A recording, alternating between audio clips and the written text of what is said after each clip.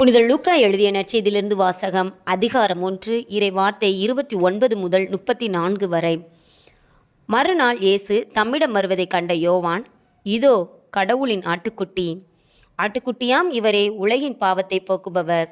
எனக்கு பின்வரும் இவர் என்னை விட முன்னிடம் பெற்றவர், ஏனெனில் எனக்கு முன்பே இருந்தார் என்று நான் இவரை பற்றியே சொன்னேன். இவர் யாரென்று எனக்கு தெரியாதிருந்தது, ஆனால் இஸ்ரேல் மக்களுக்கு இவரை வெளிப்படுத்தும் பொருட்டே நான் வந்துள்ளேன். தண்ணீரால் திருமுழுக்கு கொடுத்தும் வருகிறேன் என்றார். தொடர்ந்து யோவான் சான்றாக கூறியது, தூய ஆவி புறாவைப் போல வானிலிருந்து இறங்கி இவர் மீது இருந்ததை கண்டேன். இவர் யாரென்று எனக்கு தெரியாதிருந்தது, ஆனால் தண்ணீரால் திருமுழுக்கு கொடுக்கும்படி என்னை அனுப்பியவர் தூய ஆவி இறங்கி யார் மீது இருப்பதை காண்பீரோ அவரே தூய ஆவியால் திருமுழுக்கு கொடுப்பவர் என்று என்னிடம் சொல்லியிருந்தார். நானும் கண்டேன், இவரே இறைமகன் என சான்றும் கூறி வருகிறேன்.